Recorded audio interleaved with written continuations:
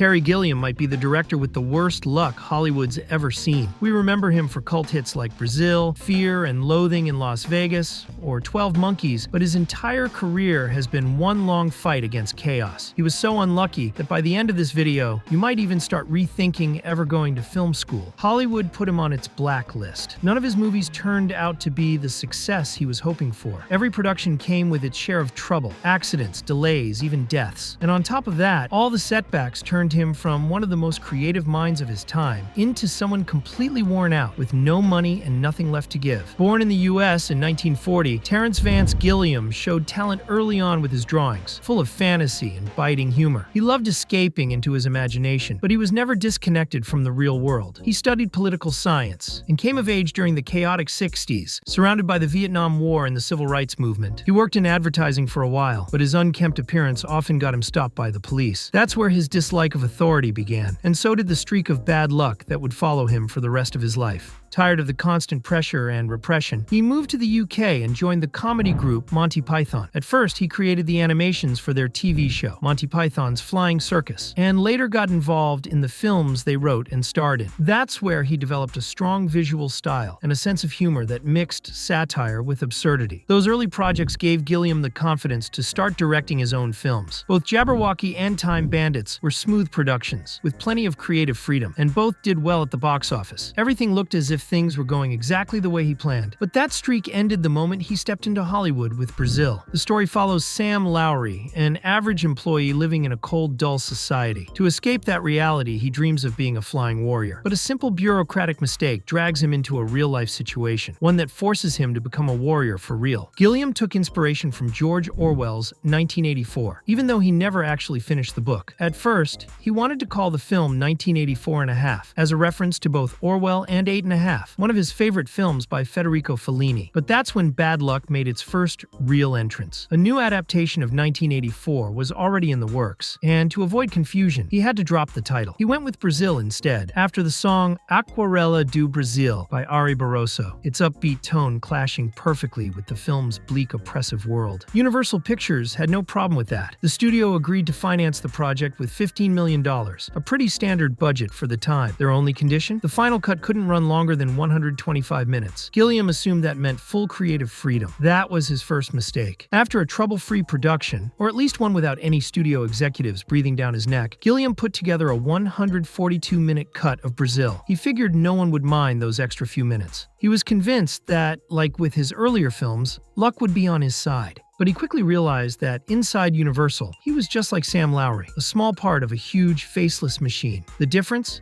This machine had a name, Sid Sheinberg, the studio's head of production. As we mentioned in our video on The Thing, Sheinberg was one of the most powerful figures in Hollywood. One meeting with him could determine the fate of an entire film. Gilliam was called in, thinking the conversation would be about the runtime. Sheinberg did bring that up, but what really upset him was the film's dark, depressing tone. In his view, that would hurt its chances at the box office. Some people at the meeting said the film could still make its money back over time, especially through art house screenings. Gilliam agreed, but Sheinberg wasn't having it. He ordered the film trimmed down to 125 minutes, cutting the darkest scenes and adding a happy ending. Like many directors, Gilliam could have given in to the pressure, but he didn't. Without an agent, he had no protection from the power games of the industry. Yet with a mix of determination and blind optimism, he did what Sam Lowry would have done. Universal took it as a slap in the face. Soon after, Gilliam found out that Sid Sheinberg was personally overseeing an alternate version, 40 minutes shorter, re-edited to turn the story into a romance. That cut would come to be known as the Love Conquers All version. Gilliam knew he was at war with the studio and decided to fight back. He snuck into the editing room and rescued his original cut of Brazil. He tried to release it on his own, but that still required Universal's approval. Even so, he managed to book a theater in New York and held a private screening for critics. That screening would decide who was right, Gilliam or the studio. By the time the credits rolled, even the most skeptical critics were on their feet, applauding. The film went on to earn multiple awards and nominations from critics groups across the country. On top of getting the press on his side, Gilliam took out a full-page ad in Variety. In it, he called out Sheinberg directly and, with biting politeness, asked him when he planned to release the original cut of Brazil. The battle over Brazil became a rare public scandal in Hollywood,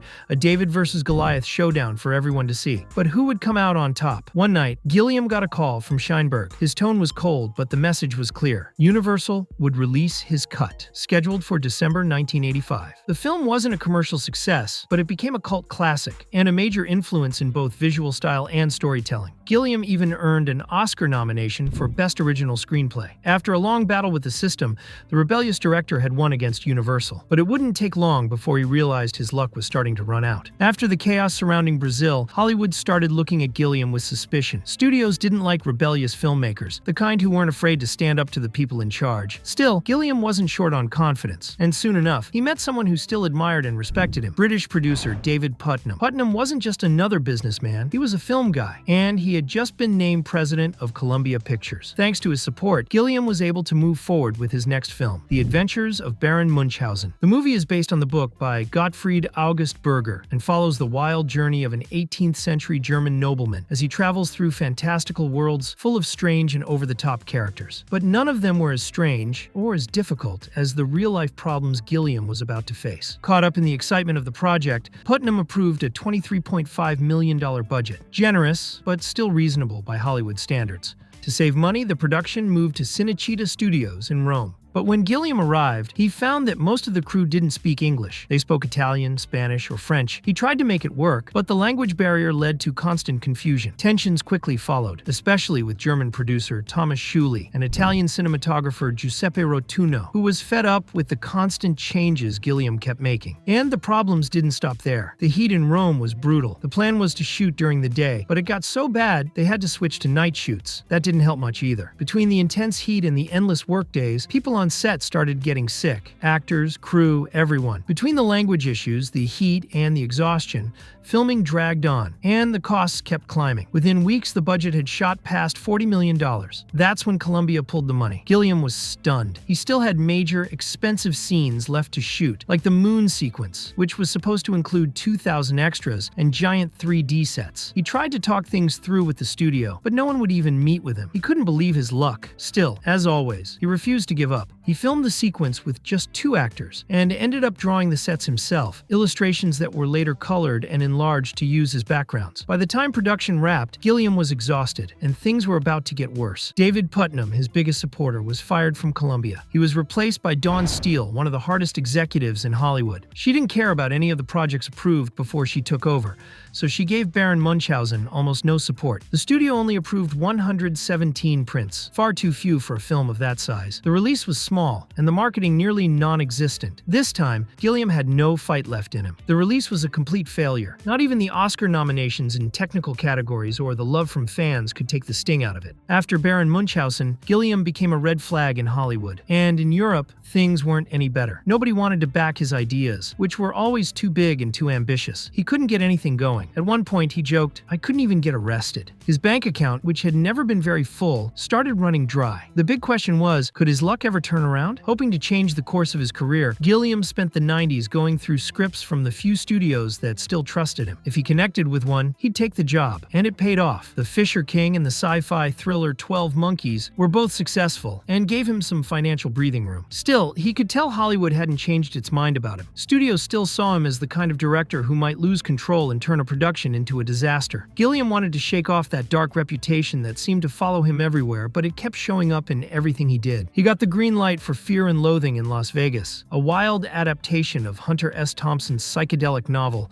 starring Johnny Depp and Benicio del Toro. The film cost $18 million to make, but it bombed at the box office and got mixed reviews. Once again, Gilliam had to settle for the cult following it built over time. Gilliam's luck in the 90s was so bad, some projects never even got off the ground. One of them was Watchmen. We've already covered this story in another video, but it's worth revisiting. Gilliam was offered the chance to adapt the graphic novel written by Alan Moore and illustrated by Dave Gibbons, a dark story about violent superheroes caught in the middle of a massive conspiracy. He rewrote an existing script and started thinking about casting, but it didn't take long for him to realize he couldn't see how to fit such a huge, complex story into a 2-hour film. So he called Moore to ask how he'd like to see it adapted. Moore's answer was simple: don't adapt it. Gilliam stepped away, and years later, Watchmen ended up being directed by Zack Snyder. His luck could have taken a real turn in the late 90s when he was invited to direct the first Harry Potter film, The Sorcerer's Stone. He was even J.K. Rowling's Stallings' top choice. Gilliam liked the characters and the world they lived in, and everything seemed ready to go. But just before signing, Warner Brothers put on the brakes. The higher-ups remembered his history of going over budget and his reputation for being hard to control. They decided Harry Potter was too big of a risk to hand to someone unpredictable, so they hired Chris Columbus instead, a safer, more trusted name in the industry. Gilliam didn't stay quiet. He criticized Warner and said Columbus's versions were boring. By the early 2000s,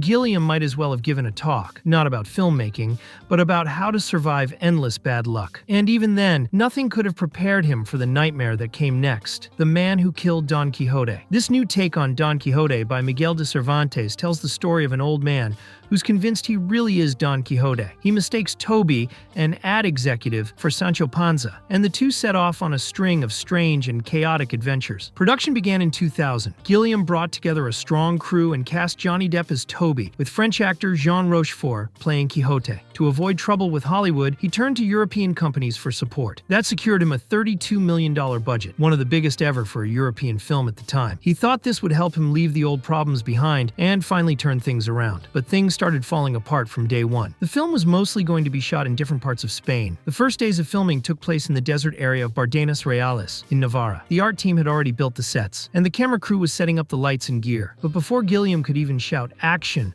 the area was hit by a flood, something no weather report had predicted. The place now looked like a swamp, and the sets and equipment were ruined. Trying to stay calm, Gilliam waited for the weather to clear. But when he was finally ready to film again, a new problem showed up. Deafening noise ruined the sound. It turned out to be NATO fighter jets, flying low over the set for training exercises. When that was finally under control, Jean Rochefort was hit with a double herniated disc. He couldn't ride a horse anymore. At that point, production was badly behind schedule. Could anything else go wrong? Of course. In Gilliam's career, something always does. This time, the insurance company refused to pay, and the production went bankrupt. The Man Who Killed Don Quixote had to be shut down. The disaster was so big, it ended up becoming the subject of the documentary Lost in La Mancha. Gilliam was heartbroken, but he tried to forget the whole thing by diving into new projects. Still, the bad luck wouldn't go away. The brothers Grimm, Tideland, and the Zero Theorem didn't even get his most loyal fans excited. While promoting Tideland in New York, Gilliam showed up looking messy in the ticket line outside the Daily Show, holding a sign that said, "Director without a studio. Family to support. Will direct for food." It was a last-minute stunt he came up with himself, but there was some truth in it. It was getting harder and harder to find money for his movies, and his personal finances were once again on the edge. He managed to get just enough to make The Imaginarium of Dr. Parnassus, but then something even worse happened. Heath Ledger, the lead actor, passed away before finishing his scenes. The production was paused. Gilliam didn't know how to move forward until an idea came to him. Since the character could appear in different forms, the remaining scenes were filmed with three of Ledger's close friends: Johnny Depp, Jude Law, and Colin Farrell. Even with the film completed, Gilliam couldn't stop thinking about how each project seemed to bring him one more problem, always bigger than the last. But after all those years of more movies and more bad luck, Gilliam still hadn't given up on the man who killed Don Quixote. Like the stubborn hero in the story, he was ready to keep going no matter what. He tried to bring the project back in 2009, this time with Robert Duvall replacing Rochefort, but he couldn't get the money. Johnny Depp wanted to stay involved. He loved the script and working with Gilliam, but had to drop out because of schedule conflicts. Ewan McGregor came on board, but that version didn't move forward either. It wasn't until 2014 that Gilliam was able to restart the project, now with John Hurt and Jack O'Connell in the lead roles. But just before filming started, Hurt was diagnosed with pancreatic cancer. He had to step down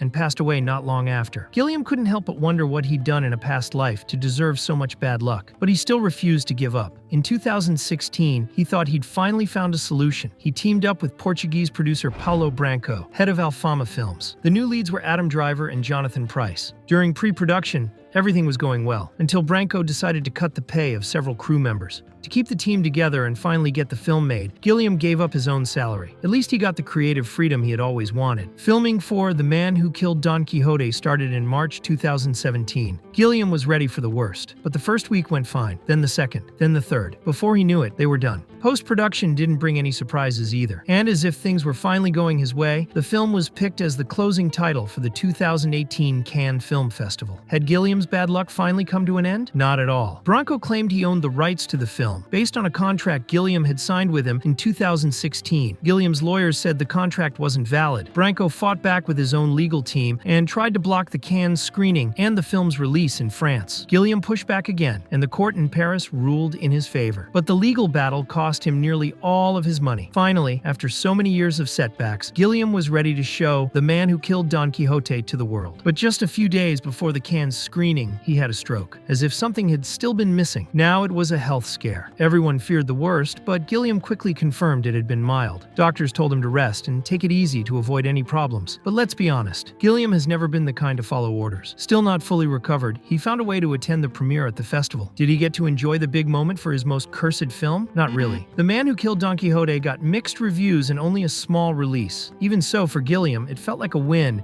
and a slap in the face to all his bad luck. After everything, he had finally managed to release it. Over the course of his career, Terry Gilliam showed he was just like the characters in his movies. Idealists, trying to survive in strange and dangerous worlds. His story shows how often creative people are mistreated in Hollywood, but also how far you can go when you don't give up. Because not even the worst luck in the world could stop him from becoming one of the most creative and sharp minds in film. Watchmen is one of the highest points in comic history, and in art in general. A piece that revolutionized superhero stories and took them to another level.